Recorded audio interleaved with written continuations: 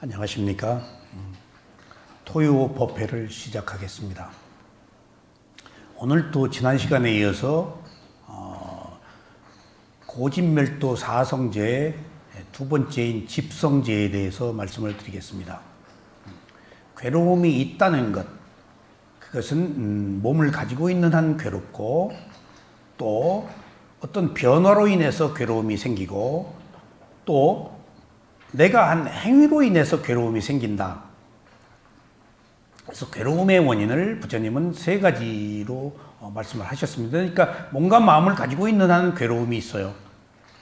그 다음에 편하잖아요. 무상으로 인해서 오는 여러 가지 형태의 괴로움, 그리고 내가 한 행위로 인해서 오는 괴로움, 그것이 있다고요. 그러니까 거기에 여러 가지 괴로움이 포함되어 있는데, 그 괴로움은 어디서 일어나는가? 근데 그 괴로움은 안이비설신이라는 6가지 감각기관에서 일어난다. 그 다음에 색성행미촉법 대상에서 일어난다. 그 다음에 그것을 아는 마음에서 일어난다. 해서 6가지를 3개로 합친 것을 18개라고 그러는데, 이것이 불교의 세계관이고 우리가 살고 있는 전부. 그러니까 내가 나의 문제를 해결하려면은 감각기관이 감각 대상에 부딪혀서 아는 마음이 일어난 이런 3가지 스텝, 단계에서 어느 때나 어디에서나 알아차리면 끝나요. 미처 감각기관에서 못 알아차렸다? 하면 감각 대상에 가서 알아차리고, 감각 대상에서 못 알아차리면 그 마음을 알 때, 내 마음이 몰랐네? 라고 알아차리면 된다. 그 외에 다른 곳에서 괴로움이 일어나지 않는다. 하는 것을 계속 강조하세요. 또 한 가지, 여기서 특히 마음을 알아차리는 수행에 관해서는 경전의 기록이 없습니다. 그 다음에 신소신법 사념처에서도 십념처 부분 조금 마음이 무엇이다 라고 16가지 마음이 있다라는 것을 말씀하셨지, 그 마음을 어떻게 알아차려라 하는 얘기는 없어요. 정말 기록이 없습니다. 제가 쇠우민에 가서 마음 보는 수행을 했을 때 거기도 기록이 없어요. 그냥 마음 알아차리라 그래요. 근데 이게 밑도 끝도 없는 거예요. 근데 그 기록이 없는 이유는 부처님이 대중들에게 법을 설하실 때 마음을 알아차리는 수행은 조금 어려워요. 먼저 몸 느낌을 알아차리는 것 위주고, 그 다음에 느낌 알아차리는 것도 수념처 얘기는 많이 하세요. 십념처 얘기는 별로 안 하세요. 근데 그것은 대중들이 이해하기 어려우니까 그만큼 강조를 안 한 거예요. 대중들의 근기에 맞춰서 말한 거니까. 그리고 사념처 수행을 부처님이 마지마니까야 디가니까야에 기록되어 있는 위파사나 수행에 관해서 말씀을 하실 때에도 구루스 지방에 있는 사람들한테 수행은 이렇게 하라고 말씀을 하신 건데, 그 구루스 지방 사람들이 의식이 굉장히 높았대요. 그러니까 사념처 수행이라는 수준 높은 수행법이 나온 거예요. 그런 것처럼 제가 사념처 수행에서 매 챕터마다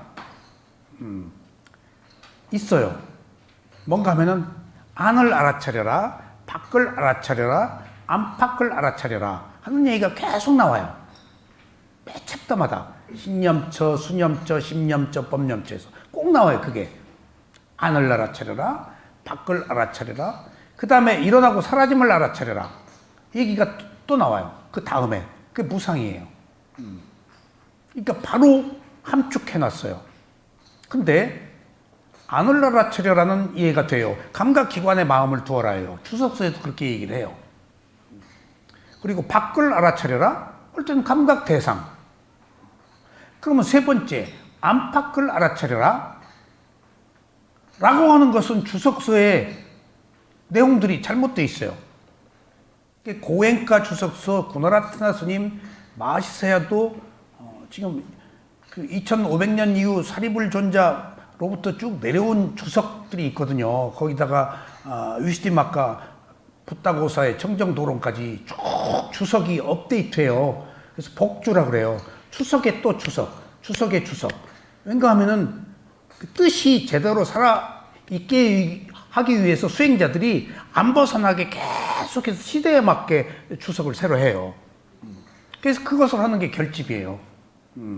문제 있는 거 잘라버리고, 또 빗나가면은 바로 세우고, 계속해서 그래요. 계속해서. 어쩔 수 없어요. 사람들의 마음이 변하고, 가치가 변하기 때문에. 근데 그 주석을, 안팎이라는 주석을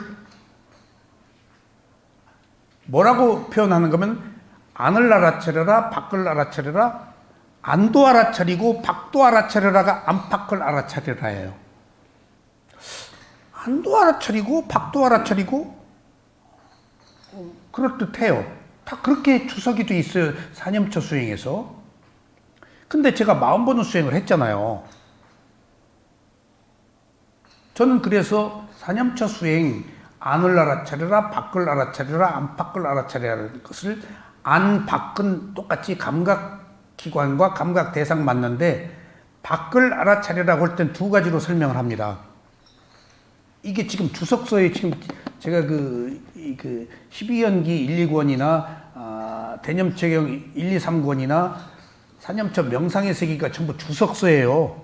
스승들이 한 얘기와 또 경전에 주석된 이야기들 그런 것들을 모아놓고 제 견해가 조금 들어간 거예요. 그러니까 완전한 건 아닙니다. 그래서 자기 견해를 낼 때는 굉장히 조심합니다. 나중에 보면 내 얘기가 또 틀렸어요. 그런 건 또 고칩니다. 근데 안팎을 알아차려를 안을 알아차리고 밖을 알아차려라 1, 그리고 두 번째는 아는 마음을 알아차려라 라고 해왔어요. 근데 그게 누구도 물어도 설명을 못하니까 미심쩍었어요. 그런 일 많습니다. 뭐라고 결론이 나지 않은 일들이 많아요. 스승한테 물어봐도 몰라요. 정말입니다. 이 정신세계는. 그 수행을 해보지 않으면 몰라요. 근데 매번 시시콜콜한 것을 물을 수도 없고 그러니까 자기식으로 계속 해석을 하기 마련이에요. 근데 이번에 쌍유타 니까를 공부하면서 지금 우리가 여기서 사성제를 공부하면서 자, 카레가 어디서 일어나는가? 감각기관에서 일어난다. 또 어디서 일어나는가? 감각 대상에서 일어난다. 또 어디서 일어나는가? 아는 마음에서 일어난다 라는 이야기가 나와서 아이고 내가 한 얘기가 맞구나. 근데 왜 사람들은 주석서에서 아는 마음 얘기를 안 했을까? 마음 보는 수행을 안 했기 때문에. 정말 농담이 아닙니다. 빠리묵강이 전면에서 알아차린다는 것이 마음으로 알아차린다는 뜻이에요. 그것을 교학자들이 설명을 못해요. 그냥 전면 앞에서라고 말하지 아는 마음으로 안다 라고 그 말을 이해를 못해요. 부처님이 숲에서 앉아서 전면에서 일어나고 꺼진 호흡을 알아차린단 말이 있으세요. 그때 그 전면이 빠리묵강 아는 마음으로 알아차린다는 또 다른 표현이에요. 그래서 우리가 가래가 일어나는 것이 감각기관, 감각대상, 아는 마음. 자, 이제 알았네요. 가래가, 나의 괴로움을 일으키는 가래가 어디서 일어났는지 알으면 무슨 소용이에요. 감각기관에서 우리가 못 알아차리는데, 감각대상에서 같이 부딪혀 못 알아차리는데, 그걸 알았어. 못 알아차리는데, 지금 우리가 배우는 것은 공념불이에요. 지금 관념이에요. 지식이에요. 이것을 어떻게 하느냐 하는 실천적 문제가 수행이에요. 수행은 여러분들 중요한 얘기입니다. 부처님께서 이미 답을 내놨어요. 진리가 없어서 수행을 못하는 게 아니에요. 스승이 없어서 못하는 게 아니에요. 법이 없어서 못하는 게 아니에요. 있어요. 근데 내가 안 하려고 그래요. 내가 안 받아들여요. 자기 견해를. 그러니까 오늘 아침에도 내가 한두 시간 하다가 톤이 너무 올라가서 톤 다운을 하고 조금 그 톤이 올라가면 이제 끝나고 나면 허전하잖아요. 내가 하는 이야기를 안 받아들여요. 자기 얘기만 해요. 제발 지금 내 얘기 좀 들어라. 왜 자기 얘기만 하냐. 나는 이야기하고 있는데 가령 예를 들면은 이거 아무것도 아닌 것 같아도 여러분들 잘 아셔야 돼요. 누구나 이럴 수 있어요. 무슨 얘기를 하면 아유 어렵다. 아유 어렵다. 복잡하네. 그 얘기는 자기 기준이에요. 이야기한 이 기준에서 몰라도 그런 말이 있습니까? 그럴 수 있겠네요. 어떻게 하면 그렇게 할 수 있습니까가 아니고 딱 던져버려. 벽을 쏴버려. 아유 어렵다 하는 것은 자기 문 안 여는 거예요. 그러니 그런 사람한테 이 법이 어떻게 들어가요? 법으로 들어가야 돼요. 날 버리고. 로마 가면 로마 법을 따르라는 얘기가 그 법의 방식으로 가야 그 법을 이해하지, 자기 방식으로는 그 법의 방식이 다르는데 방식의 테크닉의 문제예요 이게. 아무것도 아닌 것 같아도 자기 방식을 안 버려요. 이게 고정관념 자아예요. 그러니까 이게 아무것도 아닌 얘기 같아도 다 있다고. 법이 없어서 수행 못해요? 다 있죠. 근데 자기가 자기 식으로 해석하고 안 받아들이려고 그래서 지금 법화하지 못하는 거예요. 지금 법화, 리얼리티 실제화하지 못하는 거예요. 이게 누구 책임이냐고요? 결국은 자기 책임이에요. 그 벽을 깨는 것이 계속 수행이에요. 그러니까 제가 늘 드리는 말씀이지만 미얀마 가서 허우한 날 안것 때 일어난 꺼짐 호흡, 오른발 왼발, 내가 사교에 빠진 줄 알았다 그랬잖아요. 이것들이 눈만 뜨면 호흡 보라고 그러놓고 이것들이 오른발 왼발 보라고 그러고, 이거 나중에 사교에 빠져가지고 이제 내 재산, 내 돈 안 주려고 그러지. 지금 공짜로 밥 먹여주고. 그게 바로 왜 그랬는지 이유도 없이 그냥 눈만 뜨면 호흡, 오른발 왼발 계속 보게 하는 것은 내가 가지고 있는 고정관념으로 보지 말고 새로운 세계의 시각으로 보게, 새로운 패러다임을 자꾸 만들어주는 거예요. 그걸 설명도 안 해요. 왜 그랬는지. 그냥 허래. 그 얘기는 내 방식이 아닌 법의 방식을 새로 스터디, 읽히게 하기 위한 노력이에요. 그런 시간이 필요해요. 하다가 보니까 이제 보이기 시작한 게 내 방식이 조금 줄어들었겠지? 그러다가 보니까 이익이 있어. 또 조금 어떤 경우 뭔가 옳은 이야기야. 그래서 귀를 기울이게 되고 그렇게 해보니까 또 오라. 그러니까 조금씩 마음의 문을 여는 거예요. 조금씩 젖어 들어가는 거예요.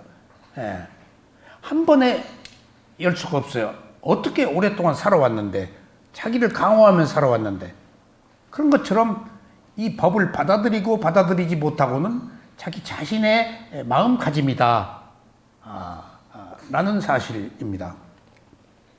그래서 오늘 가래가 어디서 일어나는가? 감각기관, 감각대상 아는 마음에서 일어난다.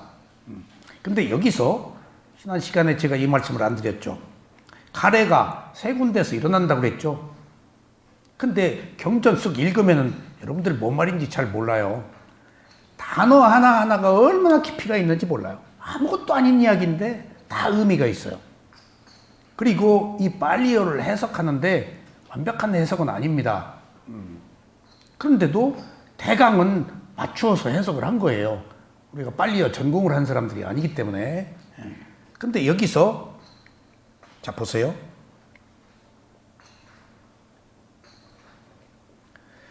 오늘 574쪽 아래에 할 차례예요. 가래가 일어나는 장소 얘기입니다. 눈은 세상에서 즐겁고 기분 좋은 것이다. 여기서 가래가 일어나서 여기서 가래가 자리 잡는다. 여러분들 지금까지 그냥 들었을 거예요. 가래가 일어나는 곳이 어디죠? 눈에서. 가래가 자리 잡는 곳이 어디죠? 눈에서. 일어난 자리에서 자리를 잡는다는 거예요. 그러니까 이 문장이 아무것도 아닌 것 같아도 그러면 이제 다음에 괴로움의 소멸, 가령 괴로움의 소멸이 어디서 일어나? 눈에서 없어지고 눈에서 소멸한다라는 규절이 또 나와요. 눈에서 일어나고 눈에서 자리 잡는다. 그러니까 모든 일이 일어난 것으로 그치지 않고 더 강화된다는 거예요. 자리 잡어. 그게 가래와 집착이에요. 두 가지 의미를 포함한 거예요. 계속되는 것은 집착한 거예요. 오랜 세월. 그러니까 못 떨구는 거예요. 그러면 또 이제 다음 단계는 소멸이에요. 가래가 없어지고 가래가 소멸한다. 눈에서 없어지고 눈에 소멸한다. 그러니까 없어졌어. 근데 없어진 게 아니라고요. 소멸이 안 된 거예요. 지혜로 소멸돼야지. 그런 것 같이 경전에서는 씀뻑 얘기한 것이 의미를 되새기면은 심층적으로 뭔가 프로세스 과정들이 다 있구나. 낱낱이. 가령 제가 이것도 또 배웠어요. 근데 쓱 지나가면 몰라요. 탐욕이 있어. 탐욕이 있는 마음? 그러면 탐욕의 반대가 뭐야? 관용이지. 성냄의 반대가 뭐야? 자애. 어리석음의 반대가 뭐야? 지혜지. 탐욕이 있는 마음 알아차렸어. 그러면 탐욕이 없어졌어. 그럼 바로 탐욕이 있다가 탐욕이 없어졌으면 바로 관용이거든. 근데 부처님은 탐욕이 있는 마음을 알아차려라. 그 다음에 탐욕이 없는 마음을 알아차려라. 그래서 나는 그것을 관용으로 알았어. 탐욕이 없으니까 관용이지. 근데 나중에 보니까 관용이 있는 마음을 알아차리라가 또 나와요. 그러면은 탐욕이 없는 마음이 관용이 있는 마음하고 같은 말인데 왜 다르게 했을까? 달라요. 탐욕이 있어. 그럼 알아차렸어. 탐욕이 없어졌어. 아직 관용 안 생겼어요. 예, 그냥 없을 뿐이지. 관용은 새로운 선업이 증장돼서 또 새로운 그 싹을 틔우는 거예요. 탐욕이 없다고 해서 관용 아니야. 힘들어서 조금 쉬고 있는 거예요, 탐욕. 예. 관용이 일어난 것은 또 새로운 패러다임이야. 그러니까 의식 속에서 이게 간단치 않구나. 그러니까 경전에 이런 것들을 발견할 때면은 희열이 나와요. 아, 이거 단어 하나하나가 이렇게 깊은 의미를 가지고 있구나. 그냥 우습게 보면 안 되겠구나. 그리고 너무 단순하고 너무 재미없는 말인데 이 단순함이 가장 위대한 진리라는 사실을 내가 나중에 사념처를 몇 년 하고 알았다고요. 담백해요. 근데 담백한 것이 최고의 맛이에요. 꾸밀 이유가 없어. 꾸미면 벌써 가래가 들어간 거예요. 그냥 있는 그대로 말하면 돼. 근데 우리는 수식하고 의미를 부여하고 해서 본질, 뜻을 왜곡한다고. 그러니까 거기에는 다 나의 감각적 욕망이 들어가 있는 거예요. 그래서 수수깡 같은 초기 니까를 읽을 때 굉장히 수수깡 같은 맛이라서 그냥 보면 졸리고 했는데 나중에 단순한 수수깡 같은 그 이야기 속에서 얼마나 우리가 살아가야 될 진리, 있는 그대로 봐야 되는 문제의 중요성들을 발견할 수가 있었다고요. 이렇듯이 부처님의 가르침은 우리가 상상하는 세계와 전혀 달라요. 그 말씀 하나하나가. 그러니까 예를 들면은 누가 얘기를 하잖아요, 부처님이. 그러면 다 답변하는데 답변을 안 해버려요. 그럼 제자가 세준이시여 어떻게 답변을 안 하십니까? 그러면 제자들한테 내가 무슨 답변을 해도 저 사람이 받아들이지 못한다. 그때는 말 안 하는 게 좋다. 그런 것들이 어떤 의미를 가지고 있는가 하면은 거기서 얻을 수 있는 것들이 많아요. 우리가 누군가를 개선하기 위해서 안 되는 것을 계속해서 하고 있잖아요. 이것도 감각적 욕망이야. 그냥 놔두지를 못해요. 개입한 거예요, 이게. 지금. 개입한 거예요. 남의 업에 개입한 거예요. 그래서 내가 과시하는 마음, 정의라는 이름으로, 누구 이름으로, 선한 마음으로 다 하지. 근데 내 욕망으로 하고 있다고요. 그러다 골백이 없으면 이제 죽여야 돼요. 죽일 놈, 살릴 놈. 내가 너를 어떻게 했는데? 어쩐데? 내가 바라서 했는데 바람 만큼 돌아오는 게 없으면 내가 덫에 걸려서 이제 괴로워 죽네. 괴로워 죽네. 이게 자기 덫에 걸리는 거라고, 이게. 그러니까 차라리 그런 때는 부처님이 아무 말도 안 해버리는 거예요. 그것도 한 그 테크닉 방편이야. 개입하지 말란 얘기야. 누가 무슨 말을 해도. 예를 들어 봤어요? 미안해요, 민경 씨. 민경 씨한테 좋은 얘기를 했어.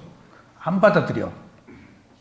근데 민경 씨가 안 받아들이는 것은 고사하고 날 보고 잘난 체하고 있네. 한국명상은 뭐 원장이면 다야. 지가 뭘 알아서. 라고 하면 구업을 짓잖아. 그것조차 짓지 못하게 해주는 거야. 내가 한 얘기로 인해서 상대편이 비난할 경우에. 그래서 집에 가서 나 수행한다는 얘기 하지 말라고요. 지금 여수 가면은 나 서울에서 수행하고 온 사람이라고 친구들한테 얘기하지 마요. 색안경 쓰고 봐요. 너나 잘해. 그 잘난 체한 거거든. 수행은 그런 게 아니다고요. 자기가 알아차려서 자기 문제를 정화하는 거예요. 그러니까 제2, 제3의 후유증이 생기지 않도록 어느 경우에는 말을 하지 않는 게 최고의 말을 하는 거다. 상황에 따라서 가르쳐서 받아들일 수 있으면 또 해주되. 그러니까 부처님은 무진통이 있어서 그 사람을 다 알기 때문에 가장 적합한 방편, 테크닉을 펴시는데도 안 받아들여요. 사람들이 부처님 말씀 듣고 다 뭐 불교도가 됐어요. 그 인연의 문제예요. 누구도 안 받아들일 사람은 불가능한 거예요. 그게 공덕과 인연의 문제이기 때문에 세상은 결국은 자기가 선택하는 거예요. 자, 이제 봅시다. 너는 세상에서 즐겁고 기분 좋은 것이다. 여기서 가래가 일어나서 여기서 자리 잡는다. 일어나서 자리 잡는 거예요? 이제 일어났어. 근데 자리 잡어. 집착한 겁니다. 라고 할 때 눈이 형상과 마주칠 때 눈이라는 감각기관에서 마음으로 알아차리면 형상을 통해서 들어오는 카레가 일어나지 않습니다. 그러면 괴로움의 원인이 제거됩니다. 귀로 소리를 들을 때 귀라는 감각기관에서 마음으로 알아차리면 소리를 통해서 들어오는 카레가 일어나지 않습니다. 마찬가지로 코가 냄새를 맡을 때 코라는 감각기관에서 마음으로 알아차리면 냄새를 통해 들어오는 카레가 일어나지 않습니다. 맛을 느끼는 것과 신체 접촉도 이와 마찬가지입니다. 이처럼 감각기관에서 대상을 알아차리는 것이 바로 위파사나 수행입니다. 여러분들 저 골프공 치잖아요. 처음에 여기 온 사람들 별의별 이유를 다 들어요. 여기 공기가 너무 안 좋다. 그래서 못 오겠다. 문 좀 열어달라. 겨울에 추운데 공기가 다 크다. 또 골프공 소리 때문에 수행 못 오겠다. 그러니까 다 핑계 이유가 많아요. 자, 골프공 소리가 나요. 그럼 여러분들의 마음이 감각 대상에 왔어요. 감각 기관에 있어야 된다고. 그러면은 누가 어디서 무슨 소리라고 이리로 나가면 바로 감각 기관에 있을 때보다 이쪽 소리가 나는 쪽으로 가면은 내가 수행을 하는데 방해된다는 선입관이 딱 생겨버려요. 그런 경우에 인터뷰를 어떻게 할까요? 당신은 여기 앉아서 호흡 볼 권리가 있고 그 사람은 골프공 칠 권리가 있다. 각자의 권리 문제다. 왜 그 사람 골프공 치는 것 개입하냐? 그 사람의 권리야. 그럼 선원이 여기 있지 말아야 되는데 여기 어쩔 수 없이 있었어. 그럼 이 조건을 받아들여야지. 수행이 안 되니까 핑계대고 있는 거야. 최적의 조건, 최고의 조건, 그것을 자기만을 위해서 만들어질 수 있을까?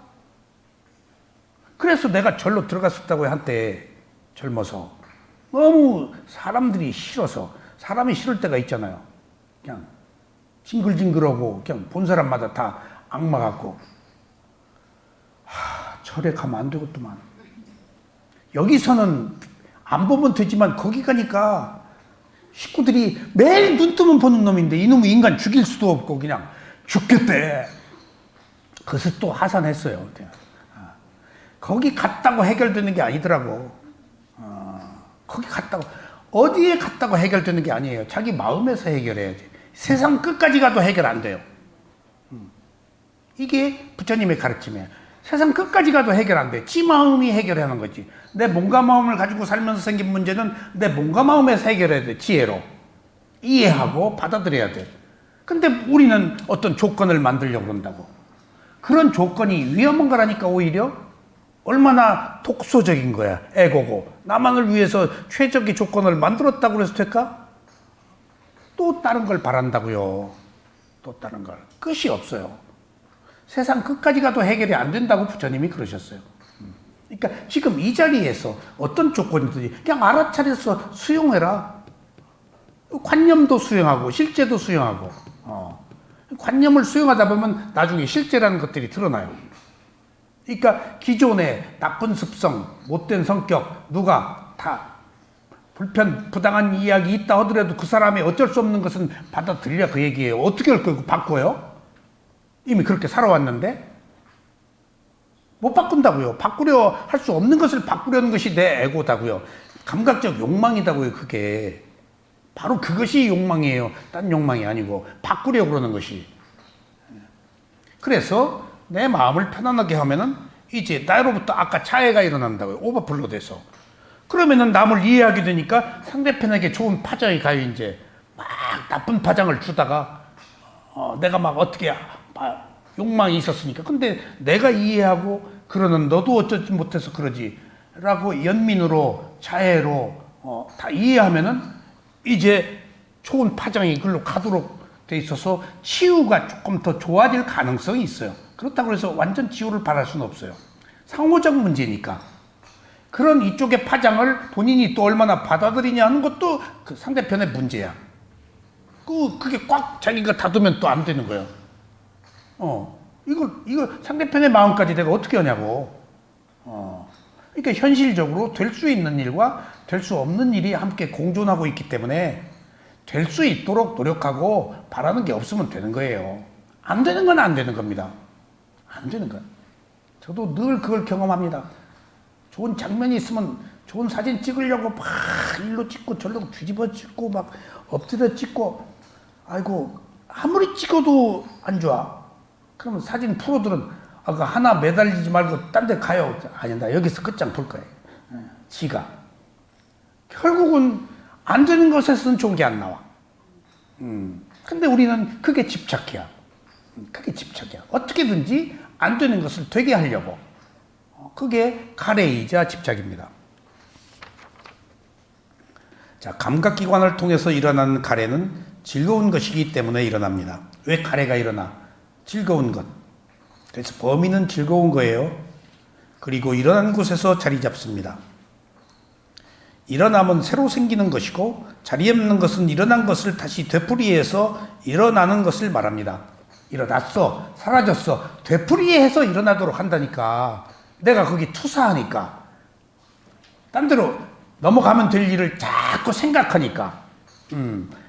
고치려고 그러니까.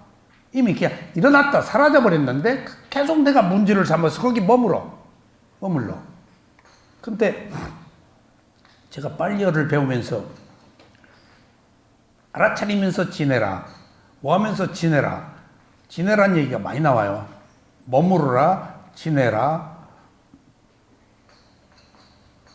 그래서 그렇게만 해석했는데 원래 그걸 빨리어가 유의하라예요. 지내라, 머물다. 그래서 머물다, 지내다는 얘기가 많이 나와요. 근데 빨리어 원어는 사찰이래요. 유의하라가. 사찰. 사찰은 사부 대중이 지내는 곳 아니에요. 그러니까 남마가 있는 곳에서 남마에 젖어서 살아라 그런 의미예요. 지내라란 말이. 사찰이란 말이야. 절이란 말이야. 절. 지낸단 말이. 그러니까 절을 우리가 쉽게 이야기하기 위해서 지낸다. 알아차리면서 지낸다. 그러니까 알아차리면서 절에 머무르라는 이야기를 쉽게 우리는 알아차리면서 지낸다는데 사찰이라는 것이 부처님의 가르침을 실천하는 것이기 때문에 그런 그 몸과 마음이 거기에 적응해라. 그런 그 빨리어 원어의 뜻이 있더라고요. 그래서 빨리어를 이해하면은 훨씬 부처님의 가르침을 다른 차원에서 이해하게 됩니다. 우리나라 유불선을 다 달동하신 저희 스승이 제 이름 묘원이라고도 지어주셨는데 뛰어나십니다. 그분은 유교까지 노자까지 다 하셨는데 내가 어디서 와서 어디로 가는가 책을 한 권 드렸는데 그분이 대성불교 강주가 구국서 강주가 이런 책 읽겠어요? 나하고 아무리 가까워도 내가 아무리 책 드려도 안 읽죠. 근데 아프셔가지고 읽었던 모양이에요. 그러더니 나를 다음에 만나더니 어이 소승하고 함께 가야겠어? 그래서 왜 함께 가야 됩니다. 그러더니 그 다음에는 내 책을 읽으시고 책을 좀 가지고 오라고 해서 몇십 권을 갖다 드렸어요. 누구 나누어 드리려고 그랬단 말이에요.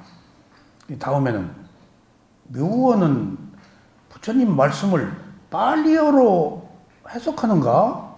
아, 이분이 내가 어디서 와서 어디로 가는가 빨리어 주해를 다뤘거든. 그러니까 저는 다 빨리어로 합니다. 빨리어를 아는가? 그래서 미얀마 가면 다 빨리어 해석해서 듣습니다. 경전이 부처님 말씀이 빨리어기 때문에 빨리어로 해야 부처님 말씀을 정확히 이해하고 왜곡하지 않습니다. 아, 그런가? 빨리어 해야 되겠네. 본인은 한문밖에 모르지. 한문이 무슨 말인지 부처님 가르침하고는 상관이 없어. 빠냐가 뭐야, 빠냐가? 지혜지. 뭔 지혜야, 빠냐가? 파냐가. 빠냐라는 빨리어를 음사한 거야.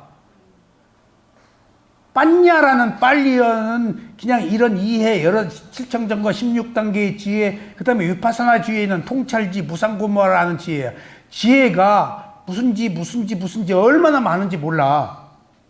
빨리어에서 다 해석이 돼. 어떤 빠냐나. 그러니까 파냐 하면 어떤 개념적으로 깊게 못 들어가지. 그러니까 파냐라는 말이 빨리어 빠냐를 음사한 거야. 따라서 그런 것처럼, 그러니까 한문은 부처님의 가르침에 깊은 뜻을 담고 있지 않나 소리 나는 대로 읽어서 우리가 거기에다 의미를 부여한 거지. 근데 빨리어 자체는 뜻을 다 가지고 있다고. 정말.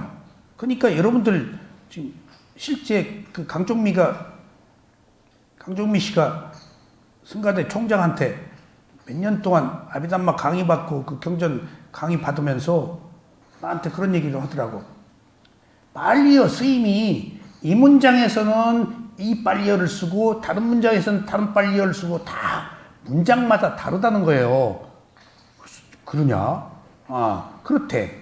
근데 우리는 그 빨리어 부처님이 쓰시던 빨리어를 산스크리트를 배운 사람이 있어도 빨리어를 배운 사람이 있기 때문에 정확히 해석을 못하지. 그러니까 대강의 개요를 우리가 지금 듣고 있고 지금 그 빨리어의 원래의 뜻을 상유타 니까야를 공부하면서 빨리어 주석서 지금 해석을 접하고 있는 거예요. 지금 원래 이게 무슨 말이었구나. 비로소 이해하게 돼요. 그 말의 뜻과 상황을. 그런 것 같이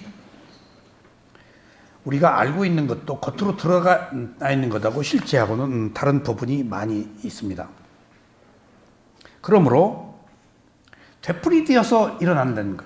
그러므로 일어난 것은 수면 아래로 잠재해 있다가 필요할 때 다시 나타납니다. 그러므로 일어난 가래는 한 번으로 그치지 않습니다. 여러분들 어떤 문제가 일어났다 사라졌어요. 안 사라진 거예요. 숨 돌리고 기다리고 있는 거예요. 조건이 성숙되기를. 그러다가 맞으면 탁 치고 올라와요. 더 강하게. 어느 날 화를 팍 댔어. 지금 기다리고 있다가 때만 나서 억눌린 감지 스프링처럼 튕겨 올라온 거예요. 그게 작용에 대한 반작용이에요. 우리는 그렇게 작용만 하고 살아왔어요. 그러니까 늘 우리들의 작용은 반작용이 항상 따라 있어요. 근데 위파사나는 맥없이 본다니까. 바라지 않고 보고. 그러니까 반발이 일어날 이유가 없어. 상대편한테 안 바랐는데 상대편이 뭐라고 한들 내가 기분 나쁠 이유가 없다고. 근데 우리는 다 조건이 붙잖아. 조건 붙이지 말라는 거예요. 그냥 필요해서 하라는 거예요. 필요해서 먹고. 이것이 내가 괴롭지 않은 원인이라는 거예요. 그 얘기입니다. 지금. 근데 우리는 바라지 않고 살아본 적이 없고 조건이 붙어보지 적이 없어가지고 바라지 않으면 이게 뭔가 산 것 같지가 않은 거예요. 지금 심심하고 재미없고 뭔가 빈대떡이라도 부쳐 먹어야지. 뭔가 자꾸 뭘 꾸미고 도모한다는 거예요. 문제를 더 만드는 거예요. 그때 그 순간의 고요함, 청정을 보면 되는데 걸림이 없는데 뭔가 자꾸 각색을 한단 말이에요. 우리 스스로. 그것은 뭘 의미하죠? 우리도 지혜가 있어서 괴로우니까 이미 연료가 이제 떨어진다고요. 연료가 떨어지면 이걸 심심하게 알고 연료를 새로 부어요, 우리가. 그게 욕망이에요. 아, 심심해 죽겠네? 뭐 없을까? 그 연료를 새로 부었는 거예요. 화를 낼 일을, 욕심을 부릴 일을, 괴로울 일을 만드는 거예요. 자, 가래가 바라는 마음이에요. 아셨죠? 타는 목마름. 무슨 가래가 있다고 그랬죠? 3가지. 감각적 욕망에 대한 가래. 2번째, 존재에 대한 가래. 내가 좋은 존재로 태어나고 훌륭하고 싶고 천당에 태어나고 싶고. 그 다음에 3번째는 비존재. 나는 뭐 어리석은 놈이야. 아이고 난 죽어야 돼. 뭐 어쩌고 저쩌고. 자기를 비하하는 그것도 좋아서 하는 거예요. 바라는 마음 때문에 반대급부로. 그러니까 여러분들이 나 다시 태어나기 싫어 라고 하는 것은 뭘까요? 비존재에 대한 가래예요. 깨달음을 얻어서 태어나는 게 괴로움이라서 그 얘기 하는 거 아니에요. 지 맘먹은 대로 안 돼서 지금 투쟁하는 거예요. 알았어요? 진짜 죽자 그러면 펄쩍 뛰고 달아날 거예요. 가래는 일어나는 단계가 있고 잠복하는 단계가 있고 때가 되면 다시 나타나는 단계가 있습니다. 그래서 현재는 가래에 이끌려서 사는 것입니다. 그러므로 누구나 현재 욕심을 부리지 않지만 조건이 성숙되면 욕심을 부리고 조건이 성숙되면 화를 냅니다. 그래서 가래가 있을 때도 알아차려야 하고 가래가 없을 때도 똑같이 알아차려야 합니다. 이게 지금 탐욕이 있을 탐욕이 있는 마음, 탐욕이 없을 때 탐욕이 없는 마음을 알아차려야 한다. 그게 뭐죠? 꺼진 불도 다시 봐야 돼요. 왜 그러죠? 아직 가래가 있기 때문에. 가래가 없네? 라고도 또 봐야 된다고요. 그래야 숨어있는 가래까지 해결할 수 있어요. 지금 내 성질을 못 고치는 거예요. 내 축적된 성향을 고칠 수가 없어요. 그러니까 화가 났네? 알아차려. 그럼 없어지지? 화가 없네? 라고 알아차려야지 또 다시 화가 재현되지 않는다. 그런 의미입니다. 그래서 잠복한 가래가 다시 일어나지 않습니다. 가래는 일어난 곳에서 다시 저장됩니다. 그러므로 우리들의 모든 감각기관은 모든 가래를 일으키는 것이고, 그러므로 우리들의 모든 감각기관은 모두 가래를 일으키는 것이고, 그 감각기관에 모든 가래가 저장됩니다. 그 자리에서. 그러니까 이게 일종의 신비예요. 자, 마음은 일어났다 사라져요. 여러분들, 다음 마음하고 전의 마음하고 달라요. 신비예요. 근데 마음의 종자가 다음 마음에 전해주고 사라져요. 그러니까 다른 것이라고 할 수도 없고 같다고도 할 수가 없어요. 이것이 한 존재, 생명의 신비예요. 과거 생과 이 생이 달라요, 전혀. 우리 어머니 돌아가시고 88년도에 돌아가셨는데 어머니를 너무 그리워한 나머지 89년도에 태어났는 보면은 혹시 우리 어머니로 태어나지 않았는가? 내가 몇 살 89년도생 만나면은 마음이 좀 동요가 일어났어. 예. 근데 우리 어머니가 돌아가셔서 이웃집 누구로 태어났다고 하더라도 그 우리 어머니야? 근데 나는 연관시켜서 우리 어머니로. 그러니까 이런 불합리한 모순들, 말도 안 되는 얘기들을 가장 강하게 주장하는 데가 어디예요? 티벳이에요. 밀교, 인포체, 환생. 이건 불교를 180도 거꾸로 욕되게 하는 것인데도 지금 건재하고 있어요. 환생이다 뭐다. 부처님이 그러지 말라고 그랬는데 그러고 있잖아. 이 세상은 그래요. 그건 문화적 현상이니까. 그리고 여러 곳으로 가면서 색다른 문화와 접해가지고 또 그렇게 또 나름대로 다 대표적인 것이 사십구제라는 것도 불교적 이론으로 전혀 근거가 없는 것임에도 불구하고 사십구제를 지낸다는 사실. 탱화 뒤에 그게 나한 아라한들이에요. 창 들고 모자 쓰고. 아라한이 탐진치가 해결된 사람이 투구 쓰고 왜 이러고 있냐고. 뭔가 힘을 가진, 그래서 뭔가한테 복을 주고 그 마귀를 받고 한다는 어떤 상징적 의미가 있겠지. 이렇듯 진실이 있어도 우리는 진실을 바르게 펴지를 못해요. 그게 세상 사람들이에요. 그래서 부처님은 어떤 죽은 이후에 어떤 유언도 하질 않았어요. 어떻게 교단을 운영해라 어찌 이게. 예수님은 베드로한테 초대 교환권을 주었지만은 부처님은 가섭존자한테 아난존자한테 일체 얘기하지 않았어요. 단지 내가 죽으면 소소한 계율 없애라고 그랬어요. 계율이 너무 사람들을 속박하니까. 그래서 경전 결집할 때 500명, 499명 아라한이 아난다 존재가 그 얘기하니까 정말 그랬냐? 소소한 계율을 없애라고 하는데 그게 뭐냐? 그러니까 나 그거 안 물어봤습니다. 얼마나 멋있어. 나 불교가 멋있는 게 이런 거야. 안 물어봤습니다. 그게 고민이 되네. 그래서 회의를 했어. 어떻게?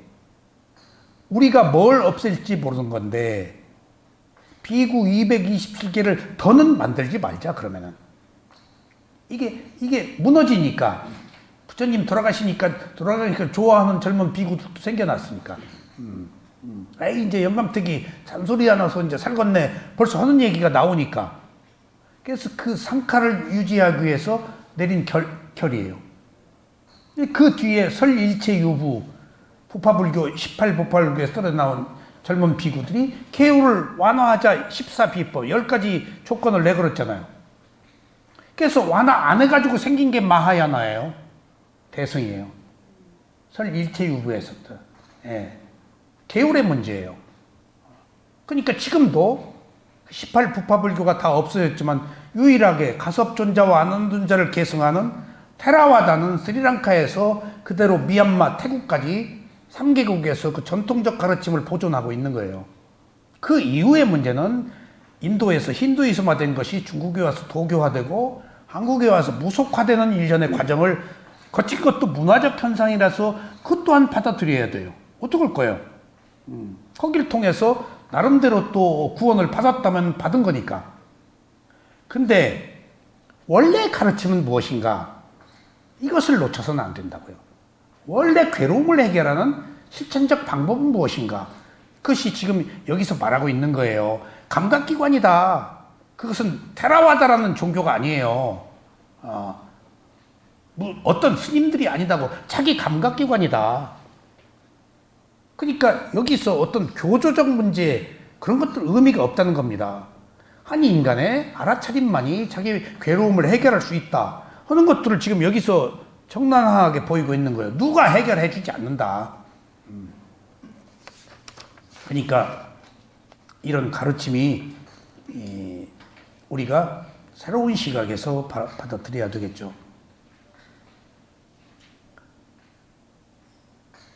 가래는 일어난 곳에서 다시 저장됩니다. 그러므로 우리들의 모든 감각기관은 모두 가래를 일으키는 것이고 그 감각기관의 모든 가래가 저장됩니다. 그래서 때가 되면 성숙해서 다시 일어납니다. 그게 어딜까? 여러분들 감각기관에 있다며, 저장됐다며, 때가 되면 나온다며, 무슨 힘으로? 그게 기억이에요. 그게 가속도고 업의 과보예요. 그게 기억이 살리잖아요. 그래서 나를 살리는 기억이 있고 나를 죽이는 기억이 있어요. 나를 죽이는 기억이 더 많아요. 과거 지나간 거 끄집어내가지고 학대하고 자학하고 괴로워하는 것이 나를 죽이는 기억이에요. 근데 지금 여기서 그런 기억을 저장하고 있어. 누가? 내가. 의식 속에서. 근데 이제 알아차리는 기억을 하자는 거예요. 못 알아차렸어. 아니, 못 알아차렸네? 하고 알아차리는 것을 새로 기억해서 알아차리는 게 딱 끊어진단 말이에요. 그 얘기예요. 그러니까 나를 살리는 기억은 알아차려서 끊는 거고, 나를 죽이는 기억은 지나간 거 붙들고 한탄하고 있는 거고, 매달려서. 아무 의미가 없는 거.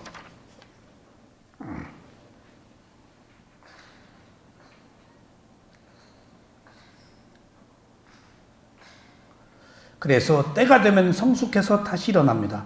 이러한 카레를 알아차려서 느낌으로 볼 때, 느낌으로 머물 때, 그냥 어떤 카레가 일어났어. 아, 내가 팔았네? 라고 하나의 느낌. 일어났다 살아있는 느낌으로 볼 때, 수행자는 도가를 성취할 수 있습니다. 왜 느낌이 얘기가 탁 나왔죠? 위파사나는 느낌 보는 수행이에요. 감각기관에서 일어나는 건 느낌이에요. 왜 느낌을 보게 하죠? 느낌이 가지고 있는 첫 번째 의미는 뭐죠? 무상하다, 변한다, 느낌은. 그리고 감각기관이 아는 것이지 내가 아는 게 아니다. 눈이 아는 것이고 대상이 부딪혀서 아는 마음이 있는데 여기 눈, 대상, 빛, 아는 마음 네 가지가 아는 것이지 내가 아는 게 아니다는 거예요. 네 가지 하나가 빠지면 안 돼. 귀가 소리를 바람의 방향으로 듣고 알아. 근데 이 세 가지는 싹 빼고 내가 안다라고 나를 딱 하나만 남겨버리잖아. 눈, 형상, 빛 세 가지는 빼버리고 네 가지 조건이 아는 것이지 내가 아는 게 아니에요. 지금 이런 그 불교의 분석은 거기 나 없다는 것을 설명하기 위해서 부처님이 계속 설명하는 거예요. 그 얘기 계속 이 존재에 대한 분석은 거기 자아 없다, 무하다, 네 거 아니다, 네 소유 아니다. 그 순간 마음은 있지만 네 마음이 아니다. 지나간 마음이다. 다음 마음이 새로 일어난 마음이다. 하는 것을 계속해서 강조하는 이유는 가장 그래야 내가 안 괴로우니까. 우리가 존재 얘기를 하면서도 지금 상유타 니카에서 존재의 세계 얘기를 하면서도 그것을 말하기 위해서는 존재 자체를 긍정해야 된다고. 근데 깨달음의 세계에서는 존재를 인정하지 않아. 실체가 없어. 마음은 있지만은 순간순간 바뀌어. 근데 저 세계를 설명하기 위해서는 세간의 입장에서 세간의 방식으로 설명해. 그러니까 이 교학에 문제가 있는 거예요. 수행자들은 그래서 저런 걸 안 해요. 그냥 턱 알아버려서 해결해버리지. 예. 그러니까 저걸 자꾸 되새기고 하면은 나도 모르게 존재가 있는 것처럼, 실체가 있는 것처럼, 그걸 주도하는 자아가 있는 것처럼 생각한다고요. 그래서 수행을 하지 않으면 관념에 머물러서 괴로움을 해결할 수가 없습니다. 빨리 오늘은 이거 끝내려고 했는데 인간은 과거에 모르기 때문에 무명에 머물러서 업을 행해서 현재의 삶을 살고 있습니다. 그리고 현재는 가래에 이끌려서 살고 있기 때문에 탐욕의 늪에서 헤어나지 못하고 윤회를 하면서 삽니다. 그 무명은 우두머리고 가래는 동반자입니다. 무명이 뭐죠? 사성제를 모르는 것. 가래는 욕망, 바라는 마음. 무명과 가래가 한 몸이에요. 근데 우리는 근본 원인, 금옥씨 왜 살고 있어? 태어났으니까. 태어난 근본 원인은 뭐야? 그 다음에 무명 하나야? 가래. 예. 과거에는 무명을 우두머리로 삼아서 그 무명 때문에 태어났어. 근데 지금은 강력한 동반자가 뭐야? 가래. 무명이 가래고 가래가 무명이야. 무명이 가래를 낳고 가래가 또 다시 무명을 낳아. 같은 말이에요. 말은 달라도.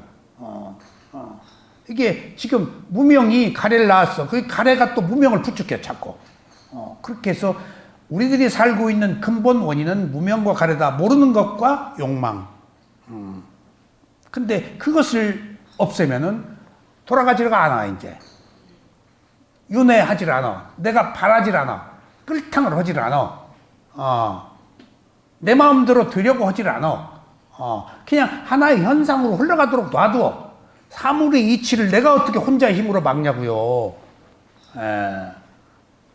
시지푸스의 신화, 세상의 고통을 내가 어깨에 메고, 그거 안 좋은 짓이요. 그거 내 문제 해결 못하면서 세상의 모든 문제를 어떻게 해결해? 내 문제로 돌아온 거예요. 내 지금 괴로움을 해결하는 방법이 무언가? 그런 언어의 유의, 관념적인 것, 그것들은 정치가들이 이제 해야겠지. 이제 그 입에 붙은 얘기 표 얻으려면은 그것을 말하는 사람의 소명이고 한 인간의 괴로움을 해결하기 위해서는 자기 몸과 마음을 알아차리는 것이다. 그래서 무명은 우두머리고 가래는 동반자입니다. 이 무명과 가래는 모든 괴로움의 근본 원인입니다. 누구나 몰라서 괴로움 뿐인 가래를 일으킵니다. 그렇습니다. 몰라서 그랬습니다. 알면 안 해요. 모르는 게 어리석음이에요. 몰라서 그랬어요. 그럼 모르는 게 죄일까요? 모르는 게 죄 아니에요. 죄 아니에요. 몰랐을 뿐이에요. 몰라서 행위를 한 것은 죄예요. 근데 모르는 것까지는 죄 아니에요. 그것까지도 죄로 치면 우리 못 살아요. 근데 여러분들 모르고도 선한 일을 하는 사람 있잖아. 다 알아? 모르고도 바르게 사는 사람들 있잖아. 농부들, 어느 직종에서 충실히 일하는 근로자들, 열심히 공부하는 학생들 다 알아 뭐? 모르고 자기 직분을 충실히 하면은 되는 거야. 그러니까 모르는 건 죄 아니에요. 근데 모르기 때문에 감각적 욕망을 일으켜서 집착하는 것은 죄로 이제 가고 있는 것이죠. 모른다는 것 자체의 죄는 아닙니다, 여러분들. 근데 조주가 그런 얘기, 그 선사들이 모르는 게 어냐, 뭐 어쩌고 저쩌고 한 얘기 있는데 원래 부처님의 가르침에서는 무명은 죄가 아니에요. 모르는 것까지 어떻게? 그러니까 어느 의미로는 유예한 거예요. 가능성을. 죄라고 찍어버리면은 이제 원죄가 돼버려요. 불교는 원죄가 없어요. 알면 끝이니까 그 순간. 이게 얼마나 가벼운 거예요. 우리는 원죄를 가지고 살잖아요. 근데 여기는 그런 게 없어요. 몰랐기 때문이야. 그럼 알면 그 자리에서 끝나. 이게 해탈의 자유예요. 여기는 시간도 없고 공간도 없어요. 그 순간 그냥 없어져 버려요. 자기가 벗어나 버려요. 그것이 깨달음입니다. 가래는 사소한 것을 바라는 마음으로부터 시작합니다. 그러나 이 사소한 것을 바라는 마음이 더 큰 것, 더 많은 것을 원하기 때문에 반드시 집착을 일으킵니다. 이때의 집착은 떨어지지 않는 특징을 가지고 있습니다. 집착이 적수에 붙은 고기, 달구어진 고기라고 그러죠. 움켜쥐고 떨어지지 않는다. 더 강력하게 대상에 침투합니다. 그래서 반드시 행위를 일으키도록 합니다. 이 행위가 바로 업의 생성입니다. 이게 성질이에요. 업의 과보예요. 이게 사주팔자, 이게 관상이에요. 여러분들, 이 성질이, 업의 과보가 성질이에요. 성질 나쁜 사람들이 안 좋아요. 행위가 안 좋고, 그게 사주가 안 좋아요. 성질 좋으면 잘 살아요. 성질 좋으면 대우받아요. 성질 나쁘면 남들이 싫어해요. 그거 누가 만든 거냐고요. 내가 만든 거지. 그게 업의 과보예요. 그것을 내가 끊임없이 새로 생성한다고. 형성된 업을 지금 또 똑같이 생성하고 있는 거야. 과거의 원인을 결과로 받아서 또 새로운 원인을 만들고 있는 것이 생성입니다. 그러니까 수행은 과거에 형성된 업을 단절하고 생성하는 것은 관용자의 지혜로 전과 달리 새로운 패러다임을 만드는 거죠. 아셨죠? 산대로 살지 않고 새롭게 좀 살아보자고요. 습관적으로 살지 말고 새로운 길을 가자고요. 마음의 문을 열고 받아들이고. 그렇지 않으면 길이 없어요.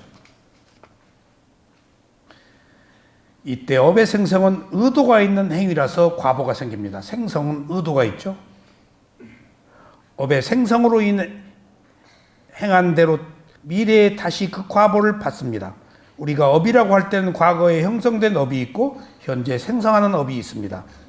과거에 형성된 업으로 우리는 오온을 받았습니다.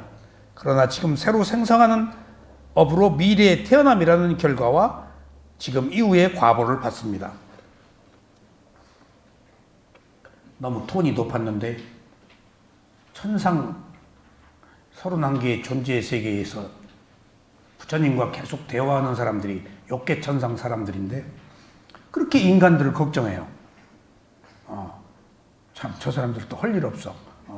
인간들 걱정해. 인간의 문제를 이게 보이니까. 그리고 자기 문제도 얘기하고. 근데 거기서 인간들 문제를 주로 얘기하는데 인간들 문제, 자기 문제, 자기 성찰 이런 것들은 행복한 세계라서 잘 안 해. 그리고 부처님을 칭찬하고. 근데 그 천인들이 어떻게 인간 얘기를 자꾸 할까?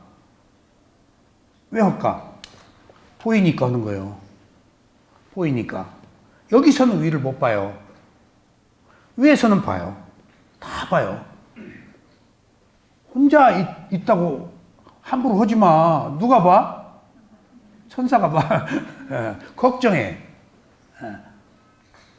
그것도 욕계에 관심이 많은 사람들, 색계, 무색계는 아예 관심 없어. 인간들. 왜냐하면 오염돼 있으니까, 파장이 안 좋으니까. 자기가 물들까 봐서 잘 오지도 않고, 선정이라는 것은 조금 격리잖아. 근데 욕계는 더불어 있다고. 더 중요한 사실은 욕계 6개의 천상이 있는데, 천상은 선한 사람들이 있고 더 높은 퀄리티가 있고 아름답고 불행이 없고 행복만 있지. 근데 그 세계가 무슨 세계지? 욕계야. 욕계라서 어느 측면에는 부정적인 것도 많이 가지고 있다고. 천상의 지도자들이, 제석천 왕이 누가 완성된 사람들 아니야. 그 사람들. 그러니까 어느 의미로 인간들의 문제를 왜곡할 수도 있고 인간들을 유혹할 수도 있고 잘못된 길로 이끌 수도 있어. 자기 감각적 욕망을 충족하기 위해서. 천상의 천인들이 때로는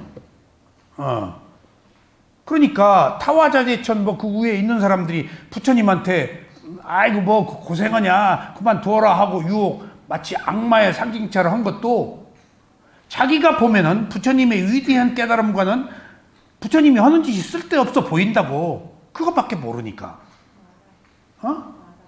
아니 그 마라 죽음이라고 하는데, 죽음이라고도 하지만은 실제로는 감각적 욕망의 세계에 있기 때문에 부처의 깨달음, 괴로움을 해결하는 문제까지는 접근이 모르는 사람들이 아직 선한 것은 알아.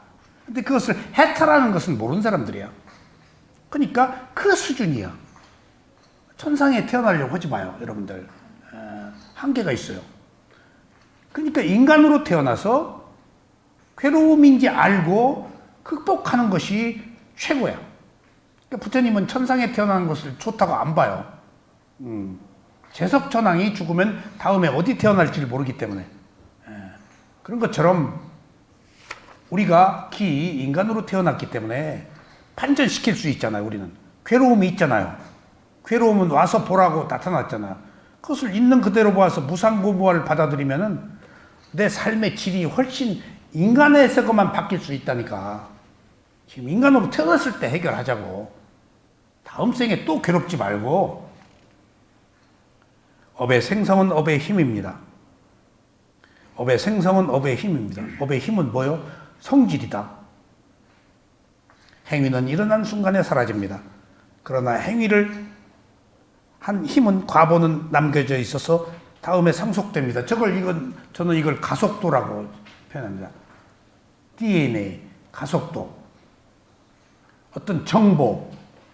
제가 옛날에 인도 공부하는 이양희 박사라고 정신세계에 조금 저는 하지 않을 때 그분이 그 업의 과보를 과학 식품공학 박사인데 정보라고 그러더라고. 정보. 그 가만히 보니까 DNA야.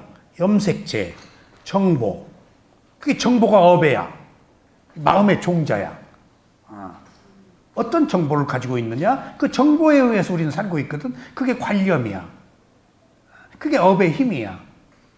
같은 말이더라고. 그걸 정보라고. 그래서 내가 나중에 그게 여기서 말하는 업의 과보구나. 어떤 정보를 가지고 있느냐가 내 삶의 질을 결정하거든. 그래서 우리는 업의 굴레를 벗어날 수 없습니다. 이러한 업의 굴레가 다시 번뇌의 굴레를 일으키고 번뇌의 굴레가 다시 괴로움을 일으킵니다. 자, 행위를 하면은 행위로 인해서 우리가 괴로워요, 안 괴로워요? 괴롭죠? 그럼 행위를 해. 그러면 번뇌의 굴레가 생겨. 번뇌가 생기면은 행위에 따른 과보가 있지? 그럼 과보의 굴레. 과보의 굴레가 번뇌의 굴레로, 업의 굴레로, 과보의 굴레로 저기 위에 이게 윤회예요. 지금 현재 내가 탐진치를 가지고 욕심 부려. 그러면 행위를 하잖아. 행위에 따른 과보가 있어. 저쪽에 4번 칸에. 과보가 또 지금 번뇌를 일으켜요. 이걸 굴레 왔다라고 그래서 그걸 또 다른 측면으로 윤회라고 그래요. 이게 계속 지금 내가 탐진치를 가지고 있어. 번뇌. 그 탐진치를 가지고 행동하잖아. 행동한 과보를 가지고 또 지금 번뇌가 또 이 생에서 또 생기는 거예요. 그거 끊자는 거예요. 지금 한번 끊어보자는 거예요. 어떻게? 호흡을 알아차리고 오른발 왼발을 알아차리고 한번 흐름을 끊어보자. 알 수 없는 수많은 생애 동안에 이어져 온 흐름을 끊고 이제 흐름대로 살지 말자. 새로운 원인을 만들자. 그래서 생성하자. 그런 의미입니다. 집착은 사소한 것으로부터 시작합니다. 이것을 사소한 것이라고 생각해서는 결코 안 됩니다. 어떤 경우나 작은 것에서부터 큰 것으로 발전한다는 것을 알고 항상 대상이 나타날 때마다 알아차려야 합니다. 이 가래는 바이러스라는 6가지 감각기관의 문을 통해서 들어오고 6가지 감각 대상으로 묻어서 들어옵니다. 그러므로 우리는 6가지 감각기관의 문을 지켜야 하고 6가지 감각 대상에 대해서 알아차려야 하고 또 그것을 받아들이는 6가지 아는 마음을 면밀하게 알아차려야 합니다. 그래서 감각기관과 감각 대상과 그것을 아는 6가지 마음을 다 알아차릴 때 비로소 가래로부터 자유로울 수 있습니다. 이 가래로부터 자유로울 때 우리는 도가를 성취하여 지구의 행복을 얻을 것입니다. 여기까지가 4가지 성스러운 진리 중에서 괴로움의 일어남의 진리, 가래, 집착을 뜻했습니다. 그리고 제가 이 원고를 쓸 때 불교 방송에서 방송했거든요. 방송하지 않았으면 이런 원고 못 썼을 거예요. 매일. 그러니까 시간을 딱 맞춰야 돼요. 그래서 원고를 물론 쓰죠. 딱 썼는데 시간이 5분 몇 분 남았어요. 끝났습니다 할 수 없잖아요. 그럼 눈 감고 이제 막 이런 얘기를 해요 혼자. 이렇게 시계 보고.